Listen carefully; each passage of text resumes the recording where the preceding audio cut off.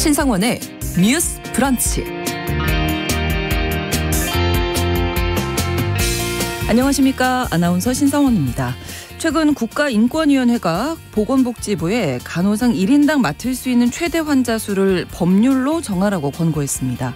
인권위는 2020년 기준 인구 1000명당 활동 간호사 수는 4.4명으로 OECD 회원국 평균인 8명과 비교해서 절반에 불과하다고 지적했고요.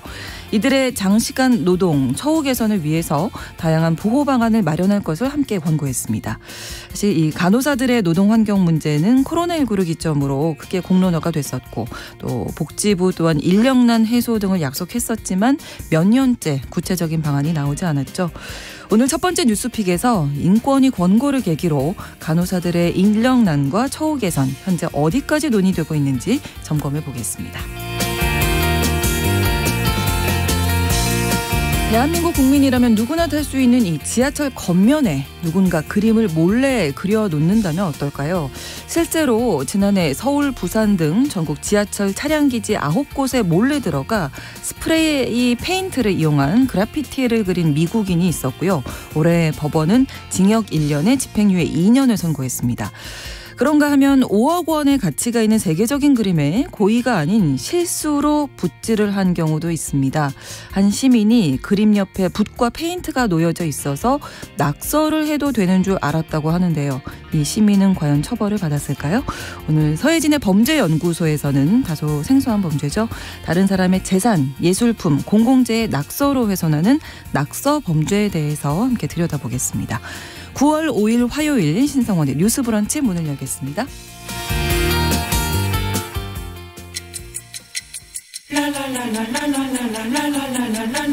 듣고 공감하고 진단합니다. 우리 사회를 바라보는 새로운 시선. 신성원의 뉴스 브런치 뉴스픽. 신성원의 뉴스 브런치 청취자 여러분과 함께 소통하며 만들어갑니다. 유튜브를 통해서 실시간으로 보실 수 있고요. 여러분의 의견도 기다리고 있습니다. 짧은 문자 50원, 긴 문자 100원이 드는 샵 9730, 우물정 9730번으로 문자 주실 수 있고, 또 라디오와 콩 앱으로도 많은 의견 기다리고 있겠습니다. 화요일의 뉴스픽은 한겨레 신문 박다혜 기자, 조성실 시사평론가 두 분과 함께합니다. 어서 오세요. 네, 안녕하세요. 네, 반갑습니다. 자, 첫 번째 뉴스픽입니다. 최근 인권위원회가 간호사 1인당 최대 담당 환자 수를 법제화하라 이렇게 권고를 했는데요.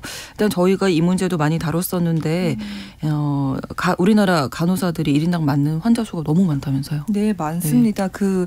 아마 국회에서 그때 간호법이 제정이 됐다가 대통령이 이제 재가를 거부하면서 다시 이제 고꾸라진 사실을 많은 분들이 기억을 하실 텐데요. 그때 사실 정부도 복지부도 이런 간호 인력들이 부족한 부분, 그리고 간호 인력이 굉장히 이제 고된 노동을 하는 부분에 대해서 공감대를 쌓았고, 그거에 대해 뭐 인력 충원 이런 계획을 하겠다라고 밝혔는데, 네. 이제 아직까지 뭔가 구체적으로 이런 후속조차들이 나오지 않다 보니까 인권위가 좀 어떤 이런 행동을 취하라 이런 차원에서 좀 권고를 하는 것 같아요. 그래서 네. 이제 인권위의 권고 사항을 보면 일단 보건복지부가 좀 나서서 이제 간호사 1인당 맞는 그 최대 환자 수를 좀 법률로 정해서 좀 너무 많지 않게 네. 좀 조절을 해주라 이렇게 좀 권고를 했고요. 만약에 이를 어길 경우 의료기관이 어떤 행정처분을 받을 수 있도록 그런 조치를 좀 강화해달라라고 이제 그런 권고안을 내렸어요. 네. 근데 그러면은 이제 우리나라에서 간호사 한 분이 환자 몇 분을 보는지 이렇게 봤더니 네. 우리나라 인구 1000명당 간호 활동하시는 간호사 수가 평균 4.4명밖에 안 돼요. 1000명에 4명이면 한 분이 거의 250명 정도 그렇죠. 본다고 봐야 네. 되겠죠. 근데 이게 사실 일반적으로 우리가 비교를 하는 이제 OECD 국가 평균이랑 비교를 하면 8명 활동 간호사 수가 8명 정도 되거든요. 그러니까 약간 딱 절반 수준인 셈이에요. 그러면은 이거를 바꿔 말하면 결과적으로 현장에서 일하시는 간호사분들의 수가 지금보다는 2배는 늘어야 된다는 얘기거든요. 그렇죠. 근데 네.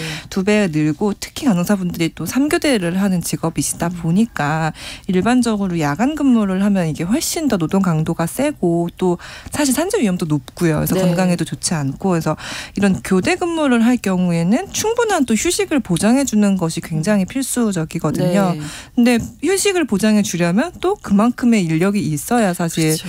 휴식이 보장이 되는 거기 때문에 이제 간호사 그 인원을 좀 간호사분들이 그리고 또 건강하게 일할 수 있어야 그게 또 환자분들의 건강을 그렇습니다. 보호하는 길이잖아요. 네. 그러다 보니까 이거를 위해서라도 복지부가 좀 나서서 간호사 정원 기준을 좀 명확하게 만들어 놓고 늘려라라고 네. 이제 권고를 했다고 보시면 될 것 같아요. 기관에 네. 대해서도 관리 감독을 잘 하라 이렇게까지 이야기를 한 건데 말씀해 주신 대로 이렇게 인력이 부족하게 되면 간호사들의 노동 강도가 높아질 수밖에 없는 거고요. 네, 맞습니다. 그래서 이번에는 사실 간호사의 노동인권 보호를 위한 이제 권고 안으로 나왔지만 이거를 좀 다각도로 볼 수가 있거든요. 첫 번째는 노동권의 문제이기도 하고요. 네. 두 번째로는 간호를 받을 수 있는 권리에 관한 문제이기도 합니다. 왜냐하면 그렇죠. 간호 인력의 수와 품질, 간호의 품질이 결국엔 특히 중증 환자들에게 있어서는 사고 발생이라든지 필수 간호를 얼마나 받을 수 있는지와 바로 연결되기 때문에요. 네. 그리고 세 번째로는 결과적으로 이것이 그 직접 간호가 불가능해지면 간병인을 개인적으로 붙여야 되잖아요. 네, 네. 그러면서 이것이 사회적 비용과 이제 사회적 복지의 문제로 연결된다라는 측면으로 볼 수 있을 것 같아요. 그래서 지금 말씀하신 것처럼 결국에는 간호사들의 노동 강도가 너무 높아지고 있는 환경에 대해서 중점적으로 좀 이제 짚었고요. 그래서 지금 말씀해주신 1000명당 기준으로 봤을 때 우리가 OECD 기준으로 이제 반절 정도밖에 안 된다라고 얘기해 주셨는데 이거를 또 다른 측면에서 보면은 네. 보통 이제 의료인 한 명, 특히 간호 인력 한 명이 이제 몇 명의 환자를 볼 수 있도록 적정 기준을 설정하느냐 이게 기준이 아예 없는 것은 아니거든요. 그래서 네. 대략 12명 정도로 보고 있는데 네. 우리가 지난번 이제 의경 도입 관련된 이야기를 할 때 현장에서 현장 실무를 담당할 수 있는 인력이 30-40%밖에 안 된다. 그래서 전체 총수로 따져보면 안 된다라는 언급을 했었어요. 네. 간호 인력도 마찬가지입니다. 그래서 직접적으로 환자를 대면해서 직접 간호를 하는 인력이 우리가 간호 면허를 가지고 있는 분이 전국에 한 40만 명 정도 되시고 네. 현장에서 일하시는 분들이 25만 명에서 뭐 30만 명 내외의 선인데 그중에 30-40%밖에 안 된다는 거죠. 왜냐하면 관리직도 물론 있고요. 그렇죠. 그리고 네네. 또 서류 관리라든지 그다음에 약품 관리라든지 이런 재반의 업무를 직간접적인 업무를 모두 총괄해야 하기 때문에 결과적으로 이제 한 사람이 입원했을 때 간호사에게 간호를 평균 얼마나 받을 수 있느냐라고 보면 하루 평균 12분에서 16분 정도를 받을까 말까 하다라는 거죠. 그래서 이제 미디어 같은 데서 간호사 우리 분들을 이제 성대모사 하는 게 약간 예능 코드로 쓰이기도 하잖아요. 네, 근데 이제 네, 되게 네. 무심한 표정에 네, 근데 모두가 공감하는 거는 이제 간호 인력을 위한 변명으로 말씀드리자면 사실 이렇게 면대면으로 사람과 호흡할 수 있을 만한 환경에 놓여 있지는 않다. 그래서 이거를 전반적으로 바꾸라라는 권고가 있었던 거고요. 네. 그래서 이거 이외에도 이제 관리 감독 기준이 마련은 됐는데 네. 실질적으로 관리 감독이 이루어지거나 혹은 그거에 대해서 제재 조치를 받더라도 그게 큰 타격이 되지 않는 부분을 꼬집었습니다. 그래서 이 행정처분에 대한 강도를 높이거나 그리고 관리 감독을 정례화하는 부분에 대해서 기준을 더 엄격하게 설정해서 지금 우리 뭐 법규와 그다음에 또 법 단위에서 마련되어 있는 제도가 잘 작동하도록 해라. 근데 그렇죠. 좀 안타깝게도 그 이야기는 뒤집어 보면 완전히 법규 명령상에 우리가 이거를 제고할 수 있는 부분이 전무한 건 아니라는 거거든요. 그렇죠. 그래서 여러 뭐 고시라든지 결정들이 있지만 그것이 그냥 서류상으로 사실 존재할 수밖에 없는 현실에 대해서 인권위가 실효성을 높이라고 이제 꼬집은 걸로 볼 수 있습니다. 네. 특히 아무래도 이제 연차가 낮은 간호사들의 업무 강도가 훨씬 더 높을 거라서 이 연차 낮은 간호사들이 이직을 고려해야 한다. 이직하는 비율이 실제로도 많이 높다면서요. 네, 맞습니다. 이게 보건의료노조가 매년 이제 정기 실태 조사를 하고 있어요. 이게 네. 5월 12일이 국제 간호사의 날인데 그때마다 이제 정기 실태 조사를 해서 발표를 하고 올해 그 조사 결과를 한번 살펴봐야 될 것 같아요. 근데 올해 조사 결과를 보면 일단 이 조사에서 자신의 직종을 표기한 분이 47,563명이 계셨고 그 중에 내가 간호사다라고 그러니까 좀 정확하게 그 직종을 표기한 그 유효 응답수가 31,672명이 됐는데 네. 그중에 66.5%가 간호사분이셨거든요. 근데 이제 그럼 이 간호사분들이 주로 어떠냐 이렇게 봤더니 사실 대부분은 여성 간호사분들이 많고요. 네. 연령대로는 사실 20, 30대가 가장 많아서 한 82% 정도의 비율을 보였어요. 근데 이제 사실 아까 말씀해 주신 대로 지금 한국 간호사의 어떤 그 특징이 어떻게 나타나고 있냐면 네. 보통 외국 같은 경우에는 간호사로 일하면 어쨌든 자격증인 거잖아요. 자신의 그렇죠. 라이센스잖아요. 네네네. 그러다 보니까 그 정년까지 쭉 이제 이어서 근무하시는 경우가 많고 어느 정도 나이가 들어서 정말 숙련된 노동자가 되어서 그 이후에 은퇴하시는 경우가 많은데 한국 같은 경우에는 보통 한 1년 차에서 5년 차 정도는 뭐 이제 저연차, 저숙련 노동자로 보고 6년 차에서 10년 차 정도를 이 중간 단계로 봐요. 그리고 네. 이제 11년 차 이상을 이제 정말 이제 그 경험이 많이 쌓이신 이제 고숙련 간호사로 이제 보는데 네. 한국 같은 경우에는 이제 1에서 10년 차, 그러니까 아직 정말 숙련된 그 단계로 진입하기 전에 비중이 거의 64.5%인 거예요. 근데 요 말인즉슨 오랜 기간 일하지 못하고 다 떠나셨다. 네, 10년 안짝으로 다 떠나시거나 이직을 고민하신다는 거예요. 왜냐하면은 현장이 너무 힘들기 때문에. 그래서 실제로 이 조사를 할 때도 혹시 최근 3개월간 이직을 고려한 경우가 있느냐 이렇게 물어봤더니 거의 74.1%가 이직을 고려한 경우가 있다. 그리고 특히 이제 정말 이제 조금 이제 경험이 쌓인다라고 볼 수 있는 한 4, 5년 차 간호사, 이제 한 1, 2년만 더 하면 그래도 한 중간 단계로 진입할 수 있는 간호사분들 중에서는 1년 막 조금만 더 하면 되는데도 불구하고 한 80% 이상의 간호사분들이 이직을 고려한다. 더 이상 못 견디겠다. 네, 이런 못 거죠. 견디겠다라고 이제 말씀을 많이 하실 거고 사실 이제 응답한 간호사의 거의 뭐 4분의 1 이상은 당장이라도 사직할 수 있다라고 이렇게 답을 하셨는데 그 말인즉슨 사실 나는 언제든 여기를 떠날 거야라는 마음을 가지고 의료 현장에서 일을 하다 보면은 그거를 이제 환자분들이나 환자 보호자분들이 기대하는 서비스를 그러니까 기대하기가 좀 어려워지는 그런 현실도 있을 수밖에 없잖아요. 그러니까 결국 말씀드린 대로 간호사가 행복하게 근무를 할 수 있어야 네. 그 병원에서 어떤 진료가 제대로 잘 되고 돌아가는 건데 전혀 그렇지 않다는 거, 언제든 이분들은 그만둘 생각을 하고 있다는 거는 바꿔 말하면 어떤 환자분들은 안정적인 돌봄과 이제 의료 지원을 받지 못한다는 그렇죠. 이야기가 되기 때문에 네. 이거를 이제 사실 비단 간호사만의 문제가 아니라 우리 전체 모두의 문제로 봐야 될 것 같다, 이런 생각이 좀 듭니다. 네, 우리가 이 문제 많이 다뤄서 높은 노동 강도 네네. 잘 알고 있다고 생각하는데 사실은 이게 저희가 네. 글자로만 본 거고요. 어느 정도인지 좀 알려주시죠. 네. 이제 기본적으로 지금 말씀하셨던 조사의 연장선상에서 좀 더 설명을 드리자면 네. 간호사 중에 이제 우리가 노동시간 줄어드는 추세에 있다고 볼 수 있잖아요. 네, 역행한다는 뭐 논란도 있긴 합니다만, 그런데 42.5%가 이제 장시간 근무를 하고 있다. 네. 그리고 하루에 주평균 몇 회 정도 식사를 거르는지 평균 횟수를 봤을 때 네. 4회 정도 식사를 거르는다는 분들의 이제 전체 응답자율이 늘어나고 있고, 무엇보다 연차 휴가를 자유롭게 쓸 수 있는지 여부에 대해서는 네. 모든 직종 중에서 가장 유연성이 낮은 것으로 평가가 됐거든요. 그래서 57.3% 정도입니다. 근데 이제 간호사들이 왜 이직을 고려했느냐라는 사유를 보면 사실은 그 부분이 좀 더 명확하게 드러날 텐데요. 네. 열악한 근무 조건과 노동 강도라고 응답하신 분이 한 43.2% 정도 되셨고, 두 번째로는 낮은 임금 수준을 이야기하셨어요. 29.4%였거든요. 네.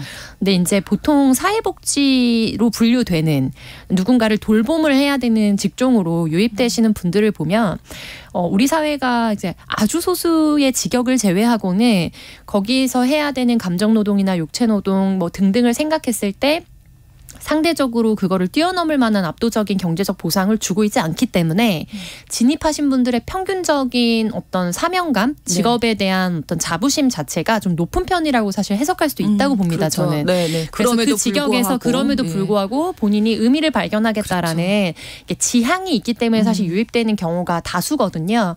그런데 지금 이제 간호직역 같은 경우에는 실제로 현장에 갔을 때 3교대 근무가 가장 큰 이제 어려움 중에 하나인데 네. 이제 이 중 한 뭐 밤 근무를 3교대 근무를 하고 있다라는 분이 한 73.2%인데 1년 차에서 5년 차 간호사들이 85%에 해당하거든요. 뭐 한다고 봐야 네, 되겠네요. 그러니까 이제 말씀하신 것처럼 특히 요즘 미국 간호사 시험을 봐서 가시는 분들이 많은 것으로 알려져 있는데 이렇게 어느 정도 안정적으로 자기가 노년을 기대하기 어렵고 그때까지 버티기에는 너무 하루하루를 견뎌내기 좀 어려운 상황인 거죠. 그리고 무엇보다 이제 간호법 투쟁과 관련해서 이제 준법 투쟁을 하겠다라는 선포를 하고 네. 지금 또 정치적으로 많은 공방이 일었었지만 그 준법 투쟁의 구체적인 항목들을 보면은 뭐 처방 관련된 대리 처방이라든지 수술에 일정 부분 참여를 한다든지 그래서 사실은 본인의 직역으로 분류되어 있지 않지만 의사 인력이 부족하기 때문에 보조적으로 들어가는 업무. 네. 그런데 거기에 대한 경제적 보상도 사실 정확하게 주어지지 않고 사회적인 인식도 주어지지 않는데 네. 결과적으로 지시되는 업무여서 해야 하고 네. 향후에 이것이 법적 소송이 걸렸을 때 본인이 거기에 대해서 책임을 져야 한다라는 압력을 계속 느끼면서 사실 대형병원 같은 경우에는 그런 일들을 하고 계신 거고요. 그리고 이제 지역 사회에 있는 병원들 같은 경우에는 좀 특히 개인 병원들은 아무래도 간호조무사분들을 중심으로 해서 업무가 많이 이루어지다 보니까 네, 이런 종합적인 것들을 고려했을 때 과연 내가 간호사로서 네. 점점 나이가 들어가면서 이거를 버틸 수 있을까? 그거를 버틸 만한 사회적 환경이 이루어지고 있지는 못한 것으로 좀 평가할 수 있겠습니다. 그러니까 내일이라도 난 네, 떠날 언제든지 그만둘 수 있을 돼 있다. 정도로 늘 힘든 거죠. 그래서 한 가지만 더 말씀드리면 이제 이번에 이런 관리 감독이라든지 그다음에 간호사 한 명당 환자 수, 거꾸로 말하면 환자 한 명당 간호사 인력 수를 법제화해라라는 요청이 있었지만 그 외에 좀 중요한 부분에 추가적인 권고가 있었어요. 특히 이제 코로나 이후에 감염병에 대한 위험이 이제 실질적으로 그렇죠. 높아지면서 네. 정신적 스트레스가 굉장히 높다. 네, 그래서 정신적인 어떤 호소를 하시는 분들이 굉장히 많아졌거든요. 네. 그래서 그런 트렌드를 반영해서 직무 전문성과 관련된 특히 감염이나 이런 부분과 관련해서요. 그런 제도를 마련하라는 측면과 그다음에 정신적 건강을 지원할 수 있는 그렇죠. 제도를 사실 국가적으로 마련해야 된다라는 권고도 함께 있었습니다. 네.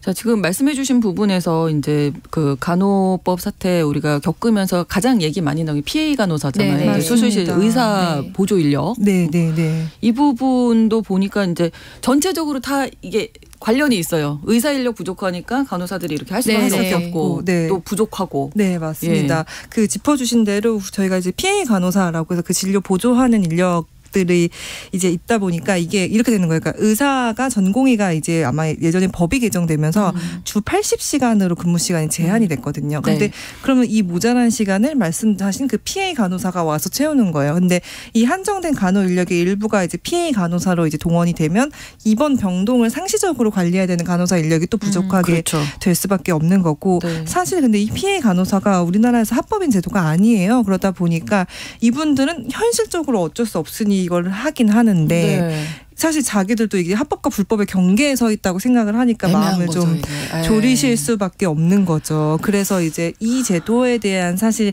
개선 협의체도 지금 정부 차원에서 마련해서 회의가 진행되고는 있는 상황이에요. 아직 뭐 뚜렷하게 결과가 나온 거는 아닌데 그러다 보니 사실 인력 문제를 얘기할 때 간호사 인력도 중요하지만 의사 인력 수도 같이 늘어야 한다라는 얘기가 유기적으로 나올 수밖에 없는 거예요. 이 의사 부족으로 인한 어떤 나오는 어떤 그 부수적인 결과들을 간호사들이 현장에서 계속 대응을 하고 있는 거거든요. 예를 들어 환자분들이 의사 진료에 대한 불만이 있으면은 그것도 간호사들이 다 현장에서 감내하고 계시는 거예요. 그래서 이번에도 사실 아까 말씀드린 실태 조사 결과를 보면 간호사분들 한 10명 중 7명은 우리가 의사 대신 항의와 불만을 듣는다.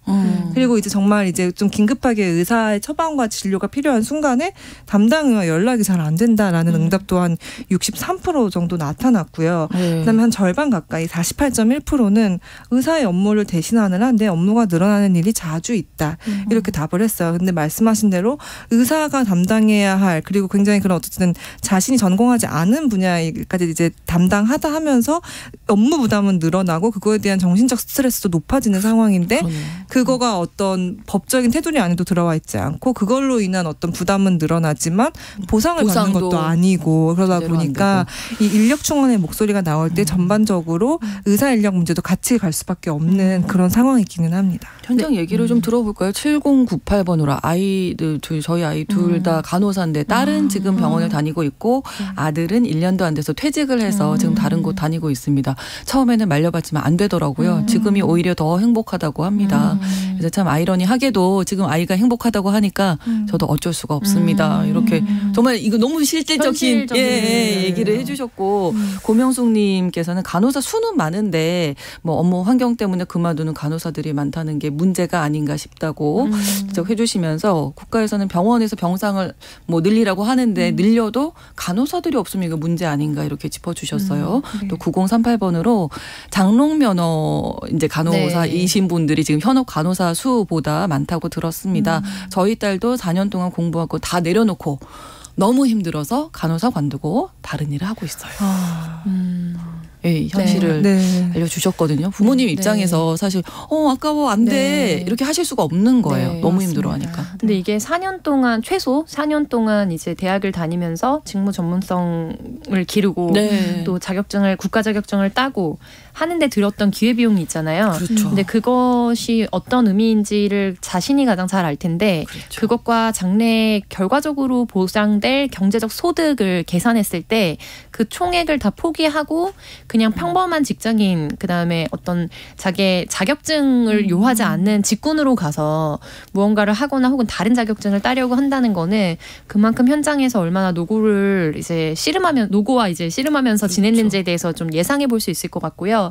지금 기자님께서 얘기해 주신 바대로 이제 현장에서 겪게 되는 의사의 수가 적기 때문에 그거를 결국에는 그야말로 한마디로 표현하면 이런 거죠. 아랫돌 계속 윗돌 개는 그런 형태로 지금 진행이 되고 있는데 단순히 업무 분량이 100이라고 했을 때 100이라는 업무를 의사가 부족하고 의사가 원래 상주하다가 이제 주 80시간 최대밖에 못 있으니까 이제 줄어든 거를 간호 인력이 채우는 건 많이 아니거든요. 왜냐하면은 보통 2차, 3차 병원 가보시면 요즘에 경영평가 관련해서도 굉장히 혈안이 되어 있기 때문에 그다음에 세계 경쟁력 특히 국가의 대형 병원이라든지 대학병원 같은 경우에는 이제 아시아 몇 위 뭐 그런 몇 위에서 가장 중요하게 평가되는 항목이 서비스 항목입니다. 그런데 생각해 보면 결국에 원무과 데스크에서 서비스를 받는 부분도 있지만 가장 환자들이 직관적으로 병원에 대한 품질 평가를 하는 거는 간호사가 어떻게 정신적 서비스를 해주었느냐예요. 그러니까 그런 부분에 있어서도 기존에 했던 일보다 훨씬 더 많은 과업이 주어지고 있다는 점. 그러면 이쪽에 왼쪽에서 땡기고 오른쪽에서 땡기고 위아래에서 땡기는 상황에서 사실은 이제 주어지는 환경은 변화가 없다면 그 개인이 소진되는 형태로 사실 우리의 간호 현장이 좀 굴러가고 있다. 이렇게 보실 수 있을 것 같습니다. 그러네요. 거기에다가 지금 그 간호법 무산된 이후에 준법투쟁 들어갔는데 그 의료기관 신고한 부분도 있었잖아요. 그리고 의료행위에 대해서 이 부분에 대해서는 어떤 조치가 있었는지 그 이후에 그것도 한번 짚어주실까요?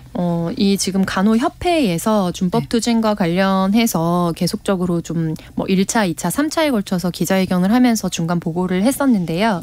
준법투쟁에 나섰던 이거는 8월 17일에 3차가 최종이었기 때문에 이제 기준으로 권고사직을 당해서 해고당한 확인된 사례가 최소 6건이다. 이렇게 좀 발표를 했습니다. 그래서 이와 관련해서 결국에는 불법적인 지시를 받은 것을 거부한 것인데 여기에 대해서 해고를 받게 되는 것은 이제 준법을 하려는 개인이었다는 것이 부당하다라는 전제로 권익위에 이 사건을 좀 올렸거든요. 그런데 아직 이제 권익위에서는 이와 관련해서 사안을 검토 중이다. 라는 답변만 반복하고 있다. 그래서 이와 관련해서 좀 조속하게 권익위가 입장을 발표해야 된다라는 이제 간호협회의 입장이 있었고요. 그 이후에도 계속해서 간호법 투쟁과 관련된 이제 준법 행위를 이어가겠다라는 입장을 견지하고 있는 상황이기는 합니다. 지금 뭐 피해 간호사 문제도 그렇고 간호사들 인력 문제가 지금 올해 갑자기 나온 게 아니거든요. 그러니까 오래된 문제인데 2021년 9월 2일에 노정 합의가 있었는데 지켜지지 않다 보니까 올해 7월에 파업이 있었잖아요. 맞습니다. 그 사실 저희가 지금 논의한 이런 얘기들이 정부도 인지하고 있는 문제들이에요. 그래서 이미 2021년 9월에 이제 보건의료노조와 복지부가 합의를 했어요. 그래서 우리가 공공의료도 좀 늘리고 그때 당시는 또 코로나 시기였기 때문에 이런 감염병 대응 체계를 구축을 하면서 동시에 이제 보건의료 인력을 확충을 하겠다. 처우도 개선해주겠다. 이렇게 약속을 했고 그때 당시에도 담긴 내용들을 보면 인권위가 권고한 대로 간호사 1인당 실제 환자 수를 좀 제도화를 하겠다. 그리고 직종별로 적정 인력의 기준을 마련하겠다. 그다음에 뭐 이제 교육 전담 간호사를 따로 만들어서 이거를 민간의료기관까지 뭐 확대 시행하겠다. 뭐 이제 무면허 불법 의료 행위도 뭐 근절하고 뭐 이런 내용들을 좀 많이 담고 있었어요. 이제 아마 그때 보건의료노조가 꾸준히 좀 제기를 해왔던 내용들을 많이 담아놨었는데 네. 이게 사실 실질적으로 이행되는 지점들이 없었던 거죠. 그러다 보니까 올해 7월에 이거를 좀 이행하라라고 네. 이제 좀 촉구를 하는 그런 파업을 좀 하셨고요. 근데 네. 그럼에도 불구하고 지금 아직까지 구체적으로 약간 액션이 나온 게 없다 보니까 또 이번에 또 인권위 권고가 그래서 나온 것 같습니다. 네, 잠시 후 2부에 계속 이야기 이어가겠습니다. 11시 30분부터 일부 지역에서 해당 지역 방송 보내드립니다.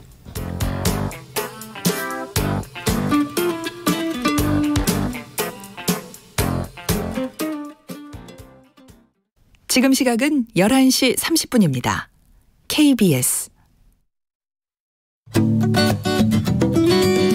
여러분은 지금 KBS 1라디오 신성원의 뉴스 브런치를 함께하고 계십니다.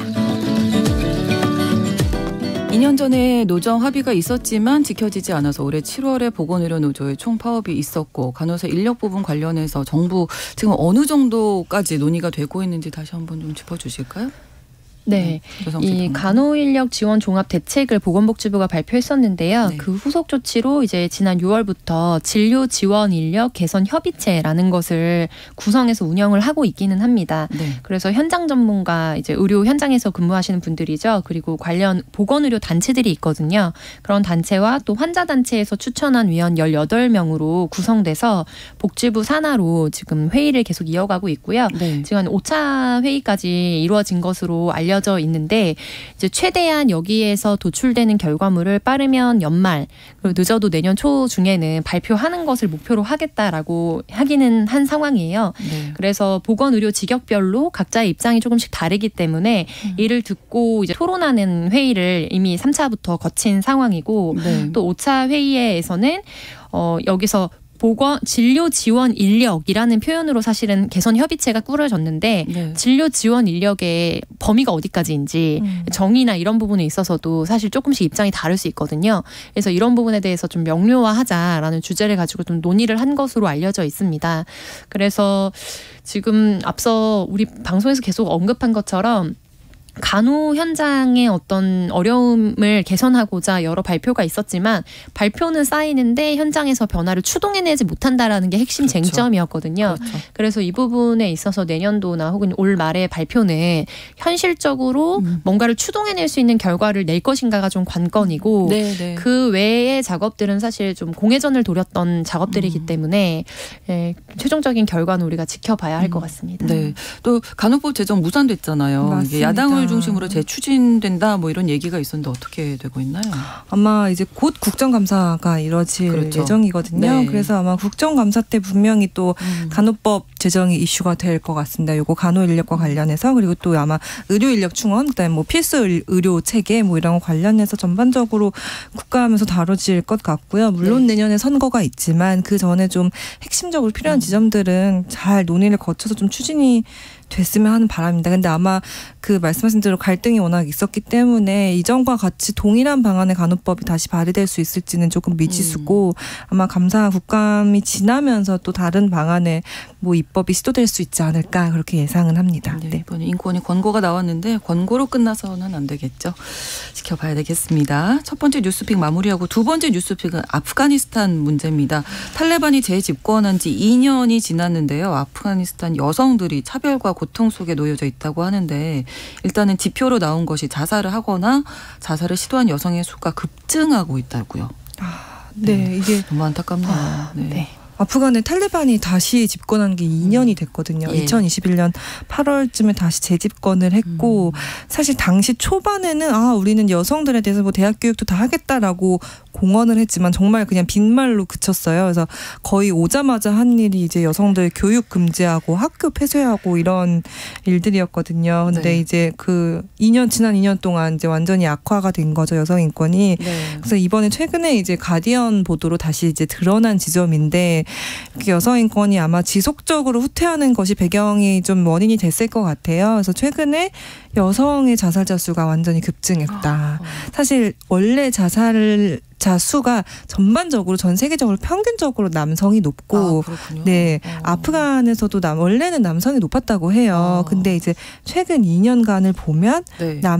그 여성이 그 여성 자살자 수가 남성 자살자 수를 이제 앞질렀다고 합니다. 근데 이제 아프간 안에서 이제 공통적으로 나타나는 그런 현상으로 좀 집계가 됐고 네. 이게 아마 탈레반 재집권 이후에 말씀드린 대로 이제 교육도 어렵고 외출도 어려워지고 사실상 어떻게 보면은 인간으로서 기본적으로 할 수 있는 그런 권리들을 다 박탈당했다 보니까 삶의 희망을 찾지 못해서 그런 선택이 좀 계속되고 있는 거 아닌가 그렇게 생각이 듭니다. 연령대가 어리던데요? 네, 맞습니다. 그래서 11개의 주에서 1개의 주를 제외하고는 여성이 더 자살자가 많은 것으로 나왔고 전체 이제 자살 추정되는 통계 수 중에 4분의 3이 여성 그중에서도 10대 여성들이 좀 많은 것으로 알려져 있어요. 그래서 상징적으로 이제 온라인상에서 사실 좀 올라왔던 글인데 나에게는 헤로인 중독자인 사촌과 비참하게 결혼해서 살거나 아니면 자살하거나 라는 두 개의 선택지만이 있었다. 나는 후자를 선택한다. 라고 자살 시도를 했다가 이분은 결과적으로 살아나시기는 한 것으로 알려져 있는데 이것이 지금 아프간 10대 여성들이 자살을 스스로 원하고 선택하게 되는 가장 압축적인 이제 그 표현한 말인 것 같아요. 그래서 지금 아무래도 여성 억압적인 환경 속에 놓여 있다 보니까 뭐 구체적으로는 대학 교육이나 중등 교육 이상을 아예 금지를 시켰고요. 그래서 남학생들만 중등 고등교육에 참여하도록 했고 그리고 해외 유학 같은 경우에는 이제 조건을 맞추면 특히 장학금 같은 것을 받고서 해외로 비자를 발급받으면 갈 수 있었거든요. 그런데 그런 명분 하에도 모든 것을 거절하고 해외로 유학도 못 가게 하고 현실적으로는 국립공원이나 이런 데에 대한 출입도 여성이 제한되고요. 그리고 전체적으로 전국에 있는 미용실, 헤어살롱이죠. 미용실 자체의 그 출입을 금지시켰습니다. 그리고 사업장을 철회시키는 조치를 내렸고요. 여자들한테 미용실은 정말 중요한 곳인데. 그래서 이 탈레반 집권 하에서도 미용실이라는 공간이 그래도 사적으로 연대할 수 있는 일종의 공간이었는데 그 숨통마저 쥐었다라는 이제 평가를 받고 있고 무엇보다 전체 이제 공무원 인력 중에 이제 3분의 1 가량이 여성 인력인 것으로 알려져 있는데 왜냐하면 이제 개방 조치를 취하면서 여러 면에서 여성부가 생기고 이런 조치들이 이루어졌거든요. 표면상으로. 그런데 그중에 정말로 남성이 대체가 불가능한 예를 들면 여성 화장실에서 직접적으로 이제 청소 업무를 한다든지 이런 아주 최소한의 인력을 제외하고는 여성 공무원들에게 월급은 줄 테니 일을 하러 나오지는 말라라고 출근을 제한시켰습니다.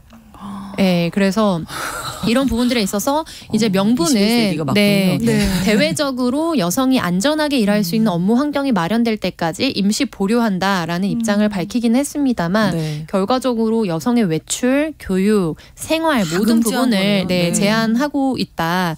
그래서 이것이 여성의 자살률 급증과도 연결되는 것으로 평가되고 있습니다. 가정폭력도 많겠죠? 맞습니다. 거의 사실 유엔이 좀 조사를 한 바에 따르면 거의 뭐 10명 중 9명은 어떤 형태로든 좀 가정폭력을 당하고 있는 것으로 이제 조사를 했고요. 이제 특히 탈레반 아래에서는 사실상 정말 여성을 남성의 소유물로 보기 때문에 이게 강제로 결혼을 시킨다거나 미성년자임에도 억지로 결혼을 시킨다거나 하는 일들도 있고 가정폭력도 증가를 했고 사실 이전에 말씀하신 대로 사실 미국 친미 정권이 사실 집권을 했을 때는 이 조금씩 정말 여성 인권이 나아지는 부분이 있었거든요. 그래서 정말 뭐 가정폭력 방지 입법이나 뭐 피해자를 위한 뭐 좀 분리될 수 있는 보호소를 마련하는 방안도 좀 추진이 됐었는데 이런 지원 체계들이 다 완전히 좀 무너진 상황이고요.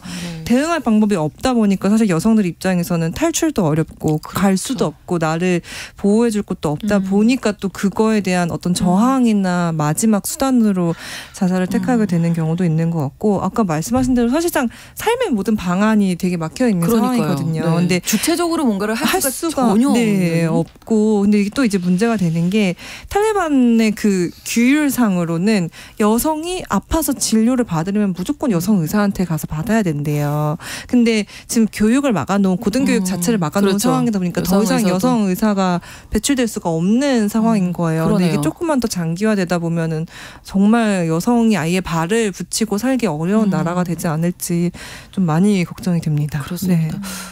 이 고통이 뭐 얼마나 클지 뭐 가늠조차 안 되는 그런 상황이 벌어지고 있는데 국제사회가 좀 이런 부분 아프가니스탄 여성들의 인권에 대해서 좀 계속 알려야 하지 않을까요? 네. 그래서 이제 이 지금 나오게 되는 여러 통계나 보도들 연구 결과들도 사실 정부에서 확인된 자료는 아니고 국제기구라든지 인권단체 등을 통해서 사실 집계되거나 뭐 가디언지 같은 언론지를 통해서 집계가 되는 건데요. 네. 지금 세계적으로 사실 더 위험하게 좀 인식이 되는 거는 기존에 그래도 국제기구에서 일을 하거나 언론인이라든지 이런 거에 대해서는 2차 세계대전 이후에는 사실 상호 간의 협정도 있고 그렇죠. 최소한의 준칙에 의거해서 보호를 했거든요. 그런데 이번에 국제기구에서 일하는 직원들에 대해서도 사실 여성들은 국제기구에서도 일하지 못하도록 하는 조치를 맞습니다. 취하고 그리고 언론인들도 실질적으로 압박이나 좀 뭐 테러 위협을 받고 있는 상황이기 때문에 이제 이 부분에 대해서 국제 정세가 어떻게 좀 흘러가게 될지는 뭐 최근 100년 역사에서 가장 위험한 좀 현장에 네, 아프가니스탄 상황이 놓여 있는 것이 아닌가 짐작됩니다. 이게 말씀하신 대로 근데 사실 지금 개입할 수 있는 방법이 국제기구 차원에서 이렇게 좀 그나마 인도적으로 지원하고 이런 것들이 이루어졌었는데 이제 지금 유엔 쪽에서도 약간 걱정을 하는 게 탈레반이 재집권을 했잖아요. 그러니까 약간 사람들이 이제 이게 모금액이 원래 기존보다 목표치를 채우지 못하고 있다고 해요. 왜냐하면은 사람들도 이제 실망을 하는 거죠. 아프간은 도저히 안 되는 나라다. 이런 식으로 이제 경험적으로 실망을 하다 보니까 7월 말까지 모금액을 했는데 그게 원래 목표액의 4분의 1밖에 안 쳤다고 해요. 그래서 좀 그런 면에서도 우려를 하고 있다고 하더라고요. 사실 지금 아프간에서는 현실적으로 이런 사실 인권이란 말도 좀 사치스럽게 느껴질 정도로 당장 이제 먹고 살 수 있는 문제 자체가 해결이 되지 않고 있어서 어떻게 보면 빈곤 문제가 굉장히 심각하기 때문에 사실 이거 그러니까 탈레반이 재집권하고 초기에는 시위도 몇 번 있고 맞아요. 나서기도 하고 그랬는데 그게 결국 억압을 당하고 진압도 계속 당하고 지금 상황에서는 처벌을 계속 받고 그러다 보니까 그러면서 총기로 진압하기 때문에 맞습니다. 네, 그래서 생존 자체가 좀 어려워진 상황. 그래서 어떤 국제사회에 대한 관심도 좀 저희가 계속 둘 수 있었으면 좋겠네요. 갑자기 또 우울해지네요. 그렇습니다. 아프간 여성들의 현재 상황까지 짚어봤습니다. 화요일에 뉴스픽 마무리하겠습니다. 한겨레 신문 박다혜 기자, 조성실 시사평론가 두 분과 함께했습니다. 고맙습니다. 감사합니다. 수고하셨습니다. 신성원의 뉴스 브런치는 여러분과 함께합니다. 짧은 문자 50원, 긴 문자 100원이들은 샵 9730. 무료인 콩앱과 일라디오 유튜브를 통해 참여해주세요.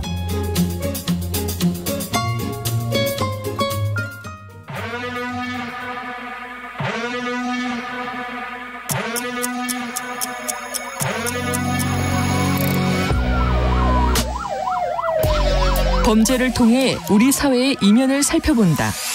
뉴스 브런치 서혜진의 범죄연구소. 우리 사회에서 벌어지는 범죄를 통해 더 나은 사회로 가기 위해 연구하는 시간, 서혜진의 범죄연구소입니다. 서혜진 변호사와 오늘도 함께합니다. 어서 오세요. 네, 안녕하세요. 자, 오늘은 어떤 이야기인가요? 오늘은 낙서를 하는 범죄, 뭐 그림 범죄, 낙서 범죄에 대해서 좀 알아보려고 합니다. 낙서했는데 범죄군요. 네, 이게 좀 어려운 말로 표현하면 이제 반달리즘. 네. 뭐 이걸 우리나라 말로 좀 얘기를 하면 낙서 범죄가 가장 맞을 것 같고요. 일단 반달리즘은 좀 가치 있는 예술품이나 뭐 문화재, 공공재 조금 더 범위를 넓히면 뭐 다른 사람의 재산을 파괴하거나 낙서로 이제 훼손하는 것을 얘기를 합니다. 그래서 우리 말로는 뭐 낙서 범죄가 가장 정확한 번역어가 될 것 같습니다. 네, 몇 가지 사례를 좀 알려주실까요? 네, 가장 최근에 있었던 사건인데요. 작년 9월에 서울과 인천, 부산 등 전국 지하철 차량기지 9곳에 침입을 해서 레커 스프레이로 전동차 있죠. 전동차 외부에 그래피티를 그리고 달아난 미국인이 있었어요. 근데 좀 이 차량 기지에 침입을 할 때 그 절단기로 외부 철제 울타리를 자르고 침입을 했고 조금 사안이 중대했어요. 그래서 수사 과정에서 이 사람들이 좀 구속이 된 상태에서 재판을 받았거든요. 네, 최종적으로는 징역 1년에 집행유예 2년 판결이 선고가 되었어요. 그리고 이 미국인에게 적용된 죄명은 특수재물손괴죄였거든요. 특수재물손괴죄라는 거는 뭐 단체 또는 뭐 어떤 여러 명의 위력을 보이고 또는 위험한 물건을 휴대해서 재물을 손괴했을 때 그때 이제 적용되는 범죄인데 재물손괴라는 게 사실 우리가 되게 좀 일반적으로는 많이 쓰는 말은 아니잖아요. 그러니까 뭐 한마디로 물건을 망가뜨렸다는 얘기거든요. 그러니까 손괴라는 게 부서뜨리고 못 쓰게 하고 이런 것들을 얘기하는 건데 아니면 좀 뭐 숨기고 이런 것까지 포함을 하고 좀 넓게는 그 물건의 어떤 그 일반적인 물건이 가진 그 가치나 효용이 있잖아요. 그것을 상실시키는 것을 넓게 법률적으로 손괴라고 얘기를 합니다. 그래서 이런 식으로 이제 뭐 낙서를 한다는 거는 법률적으로 조금 치환해 보면 재물 손괴에 가장 해당이 되고 이 재물 손괴를 뭐 여러 명이 함께 한다거나 아니면은 뭐 위험한 물건을 휴대해서 한다면은 특수가 붙어서 특수재물손괴죄가 이제 적용이 되는 겁니다. 아마 그 약간의 절단기로 철창을 이제 자르는 것이 이제 특수가 붙게 된 거죠. 여러 명이 같이 한 걸로 한 명이 아마 도망을 갔더라고요. 그래서 이 미국인만 체포가 돼서 재판을 받은 걸로 그렇게 나와 있더라고요. 네, 공공기물 시설에 낙서를 한 아주 대표적인 사건, 뭐 사회적으로 이슈돼서 기억하는 분들도 계실 텐데 요거를 알려주시죠. 이거는 조금 그 당시에도 이슈가 됐었는데 2018년도에 있었던 그 청계천의 베를린 장벽 일부가 이제 훼손된 사건인데요. 그 베를린 장벽이 청계천에 있다는 거를 모르시는 분들 계실 텐데 2005년에 독일 베를린시가 우리나라의 그 평화 통일을 기원하는 의미에서 그 실제 베를린 장벽 일부를 서울시에 기증을 합니다. 그래서 실제로 이제 서울시 소유의 이제 공공물이 되는 건데 지금 그 청계천 일부가 하나 빌딩이라고 큰 빌딩 앞에 이렇게 그 베를린 장벽의 일부가 전시가 되어 있어요. 그래서 이게 되게 의미가 있는 것이고 사실 이제 많은 사람들이 보면서 이제 어쨌든 독일을 통일을 이뤘기 때문에 우리도 저런 통일에 대해서 염원을 좀 기원하고 그런 좋은 의미가 있었는데 이 베를린 장벽에 낙서를 한 사람이 있었어요. 본인은 그래피티 아티스트라고 칭하면서 좀 글자도 쓰고 낙서를 했는데 이게 좀 이슈가 되어서 결국에는 이제 재판 받게 됐습니다. 그래서 재판은 배심원이 판단을 하는 국민참여재판으로 진행이 되었는데요. 배심원 7명 중에 6명이 유죄. 1명이 이 무죄 의견을 냈지만 어쨌든 최종적으로는 이제 재물손괴죄 인정이 되고 벌금 500만 원이 선고된 사건입니다. 그리고 이게 형사 고소는 사실 뭐 국가가 형벌권 행사하는 문제이고 이거를 복구하는 비용이 또 들잖아요. 그래서 서울시가 이거는 형사 고소와는 별도로 이 사람에게 복구나 이 물건을 다시 돌리는 원상회복하는 데 소요되는 그 비용을 다시 청구해야겠다라고 해서 민사상 손해배상 청구까지도 했던 사안입니다. 그렇군요. 근데 왜 그림을 그린 거예요? 그냥 본인의 어떤 그래피티라는 게 낙서를 통해서 뭔가 자신을 표현하는 거잖아요. 근데 저항 정신도 있고.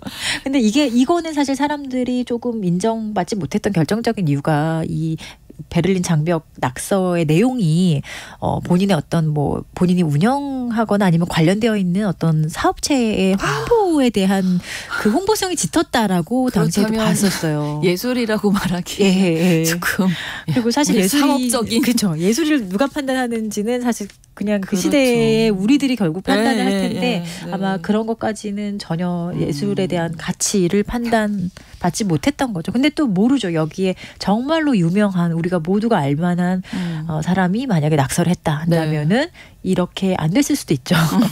그렇군요. 또 어떤 사건이 있었을까요? 21년도에 있었던 사건인데요. 롯데월드몰이 있잖아요.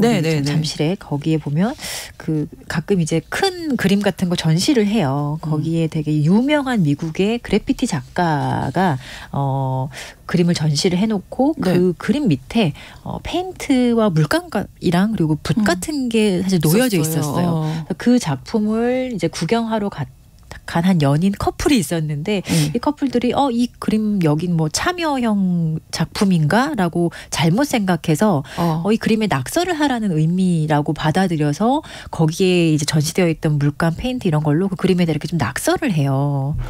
그랬다면 옆에 하셔도 됩니다. 이게 안내가 있지 않았을까요? 그런 안내나 뭐 아무것도 없었죠. 네, 아무것도 없었어요. 그러니까 붓과 페인트조차도 작품일 수 있어요. 이 전체적으로 그렇죠. 네. 사실은. 근데 아무튼 이 친구들은 실수로 이제 잘못 생각하신 거죠. 이거 해도 되는구나라고 생각하고 실제로 보면은 검정색 같은 좀 진한 색으로 일부 그림을 낙서를 하는 거죠. 이게 본의 아니게 작품을 훼손한 게 됐는데. 네. 그래서 당시에는 원래는 작가가 자기는 너무 속상한데 이게 좀 원상회복 됐으면 좋겠다 이렇게 얘기를 했었는데 이게 뭐 경찰도 조사를 하고 사건이 사실 진행이 됐었는데 형사사건화되지는 않았던 걸로 제가 알고 있고 왜냐하면 이 친구들은 뭐 고의를 가지고 진짜 작품을 훼손했다기보다는 사실은 좀 오해할 만한 소지도 있었고 말 그대로 고의가 아닌 좀 과실이라고 보여졌기 때문에 재물손괴 같은 경우는 과실범을 처벌하는 규정이 없어요. 그래서 이거는 형사사건화되지는 않았고 대신에 이제 그렇게 되면 이 그림을 이제 복구하는 비용의 문제가 또 남아 있잖아요. 그때 사실 1,000만 원 정도가 그 복원 비용이 사실 더 들었는데 이 정도는 이 사람들이 좀 복원해 비용을 부담해야 한다 이렇게 되었었는데 사실 이거는 부담하지 않고 좀 잘 끝났어요. 그래요? 네. 어떻게 되었냐면 그 NFT 미술품 플랫폼 업체가요. 이 낙서된 작품을 통째로 샀습니다. 사고 이거 없었던 일로 하자라고 이제 한마디로 되게 쿨하게 사건을 종결시키고 대신 한 가지 단서를 달아요. 이 낙서하는 그 장면이 CCTV 영상에 찍혀 있을 거잖아요. 근데 그 영상에 담긴 당신들의 초상권을 요구하지 말아달라. 이거는 우리가 갖겠다. 이렇게 얘기를 합니다. 왜 그러냐면 이 사람의 작품에 이 관람객들이 낙서하는 그 영상을 이제 NFT로 만들어서 그걸 이제 팔 계획을 하게 됩니다. 또 그 생각을 하는군요. 업체에서는. 이거 자체가 그 상황이 되게 아이러닉하다. 뭔가 아무도 말리지도 않고 붓과 페인트 놓여 있고 관람객들이 되게 자연스럽게 낙서를 하는 이런 상황이 이거 자체가 또 하나의 예술이 될 수 있는 거 아닌가라고 생각을 하는 겁니다. 그래서 이 연인들이 낙서하는 이 상황 자체를 예술로 보고 이걸 거의 이 장면의 가치를 10억 정도로 산정을 해서 10억으로 내놓습니다. 이것을. 그래서 오히려 더 큰 이슈가 됐었어요. 이분들은 뭐 저희 초상권 괜찮습니다. 할 수밖에 없는. 그래도 마무리가 됐네요. 그렇죠. 예술로 좀 승화시켜서. 근데 이렇게 10억 정도의 가치로 책정이 됐다면 복구 비용을 좀 부담하고 초상권을 요구하는 것도 나쁘지 않았을 것 같습니다. 변호사 입장에서는 또 이 부분 생각하시는군요. 저는 그냥 잘 마무리가 돼서 다행이다. 그래도 뭐 잘 마무리됐죠. 자, 작품에 뭐 그림을 그리고 공공시설 기물에 낙서를 하는 이런 사건들 좀 공통점이 있을까요? 네, 결국에 실수죠, 좀. 그렇죠. 실수도 있고 아니면 앞에 그 전동차 사건처럼 정말 고의성이 다분한 사건도 있는데 결국에 이게 그래피티 예술하고 좀 관련이 되어 있는데 결국에 이게 예술이냐 낙서냐 그 판단이 일단은 대부분의 나라에서는 낙서 행위를 좀 처벌을 하고 있긴 하지만 근데 이 낙서도 이걸 단순한 낙서가 아니라 뭔가 예술적 가치가 있다고 판단이 된다면은 범죄 여부나 이런 걸 떠나서 사람들이 상당히 열광하기도 하거든요. 근데 저는 개인적으로 그럼 이걸 누가 그렸는지가 사실은 지금 시대에서는 되게 중요하게 된 것 같아요. 그렇죠. 뭐 이제 많은 분들에게 우리도 많이 알고 있는 영국의 그 뱅크시라는 작가가 있는데 이 사람 사실 얼굴도 잘 모르고 신장이 거의 알려진 바 없는데 그러니까 일종의 뭐 제도 예술을 좀 비판하고 예술계의 좀 허례허식 같은 거를 자기네 어떤 작품을 통해서 비판을 하고 있는데 이제 뱅크시가 이제 나타나서 밤에 우리 집 벽에 그림을 그리고 갔다라고 한다면은 그 가치가 엄청나게 뛰는 거예요. 대표적인 일화가 그 4억 정도 가량 하는 집, 4억 정도의 가치가 있었던 집 외벽에 뱅크시가 벽화를 그리고 이제 사라진 사건이 있었는데 원래 이게 매물로 내놨었어요, 집주인이. 그런데 바로 이제 매물 낸 거를 회수하고 그 집값은 하루 만에 27억까지 치솟는 그런 사건이 있었습니다. 그래서 그러면 뭐 뱅크시가 한번 와서 이렇게 낙서를 해주면 제발 그림 그려주세요.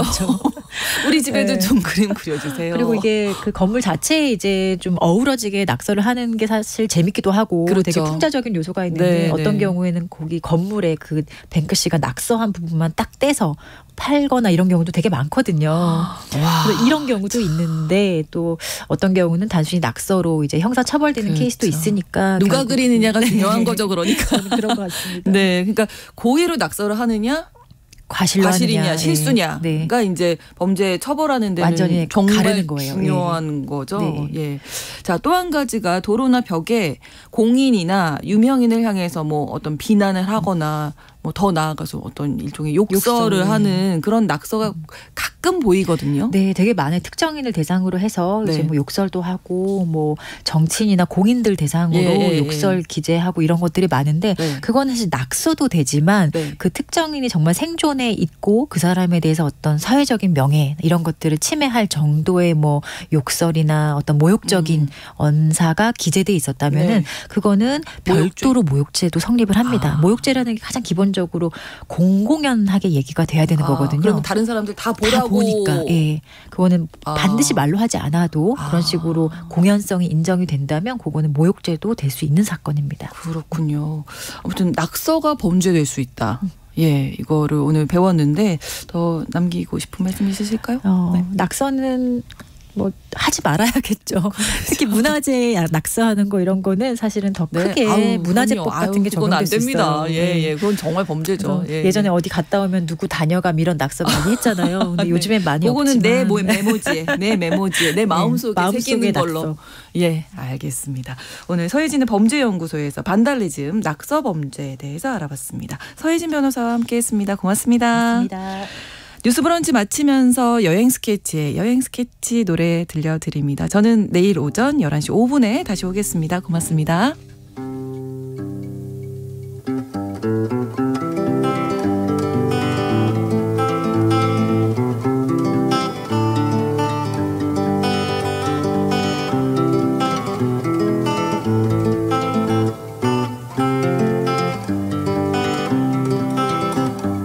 서울을 떠나 기차를 타고 들판을 넘어 산속 계곡 따라 시간이 있으면 절에도 들려보고